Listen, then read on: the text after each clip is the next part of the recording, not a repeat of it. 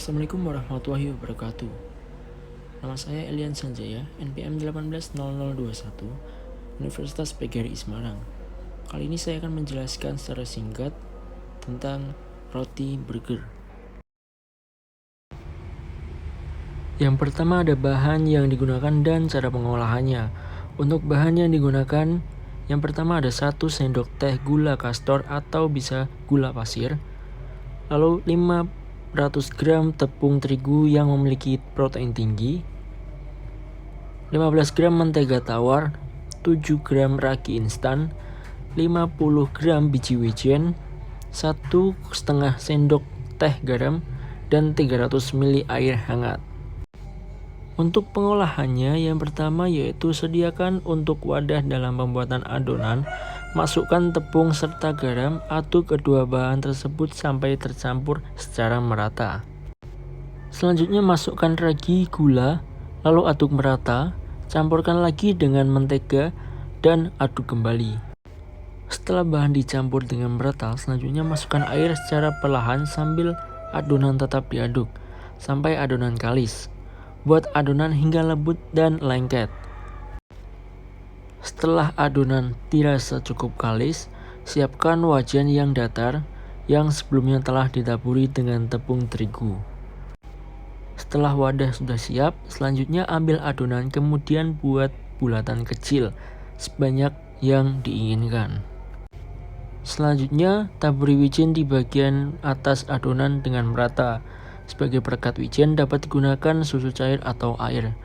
Panaskan oven hingga suhunya 230 derajat. Masukkan adonan ke dalam oven dan panggang hingga 10 menit. Apabila sudah melewati 10 menit, turunkan suhu menjadi 200 derajat Celcius. Panggang kembali sampai matang dan diangkat. Setelah diangkat, selanjutnya biarkan roti dingin dan belah menjadi 2. Selanjutnya ada penyimpanan dan pengemasan. Alangkah baiknya roti burger ditempatkan di suhu ruang, tidak terkena sinar matahari langsung, kemasan kedap udara, jauh dari tempat lembab, dan wadah tidak terbuka. Hal ini dikarenakan roti sendiri sangat mudah terkena jamur, apalagi di tempat yang lembab. Mudah sekali untuk jamur berkembang biak di lingkungan yang kedap. Lalu untuk kemasan yang kedap udara, dikenakan udara banyak bakteri, jadi untuk meminimalisir terkenanya bakteri yang nantinya dapat mempercepat proses penjamuran, maka kemasan yang baik yaitu kemasan yang kedap udara. Untuk penempatan di suhu ruang, karena dalam suhu ruang sendiri balance karena tidak terlalu dingin dan tidak terlalu panas, dan dapat minimalisir atau memperlambat proses penjamuran. Tidak terkena sinar matahari langsung, karena pada tekstur roti burger jika terkena dengan sinar matahari langsung akan merubah tekstur pada roti burger. Dan juga tidak di wadah yang terbuka untuk meminimalisir terkenanya udara dan menempelnya bakteri yang dapat mempercepat penjamuran pada roti burger. Lalu selanjutnya ada karakteristik mutu produk. Karakteristik mutu pada roti burger ini sama dengan roti tawar pada umumnya. Dilihat dari proses pembuatannya yang hampir sama dengan pembuatan roti pada umumnya, bisa dibilang mutu pada roti burger sama.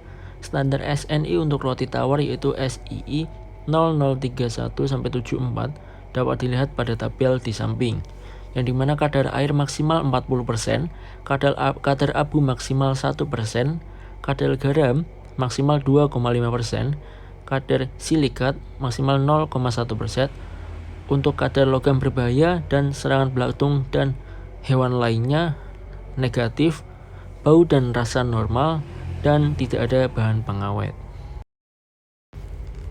Peralatan dan pengolahan. Pada pembuatan roti hamburger, cara pembuatan roti ini hampir sama dengan roti pada umumnya, yaitu dengan menggunakan peralatan yang sama dengan pembuatan roti yang pada umumnya. Di antaranya adalah mixer. Alat ini berguna untuk mengaduk semua bahan sehingga akan menjadi kalis. Tetapi mixer ini menjadi opsional karena biasanya masyarakat untuk pembuatan roti juga menggunakan tangan. Lalu untuk loyang sendiri berfungsi untuk sebagai wadah si adonan ketika dimasukkan ke oven. Lalu oven sendiri di sini sebagai media untuk memasak. Selanjutnya ada baking paper. Baking paper ini berfungsi sebagai tatakan anti lengket ketika dimasukkan ke dalam oven agar pada adonan ketika dimasak tidak menempel pada wadah atau loyang. Selanjutnya ada pengendalian mutu dan keamanan pangan. Yang pertama ada pembentukan tim HACCP, deskripsi produk, penetapan batas krisis, identifikasi tujuan penggunaan produk, penyusunan diagram alir, analisis bahaya, penetapan prosedur pemantauan dan tindak korelasi, dan penetapan CCP. Selanjutnya ada pemasaran.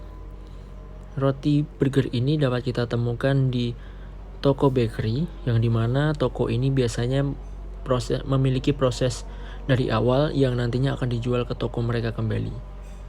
Lalu supermarket seperti Indomaret, Alfamart, dan lain-lain. Lalu ada online shop, yang dimana pada roti ini memiliki daya tahan yang cukup singkat, yaitu 4-5 hari. Jadi untuk pemesanan online shop digunakan sistem PO. Jadi pemesanan dilakukan dari awal lalu baru dibuatkan. Dan dapat kita temukan roti burger ini di restoran siap saji seperti KFC, McDonald, dan lain-lain. Terima kasih. Sekian presentasi dari saya, kurang lebihnya mohon maaf. Wassalamualaikum warahmatullahi wabarakatuh.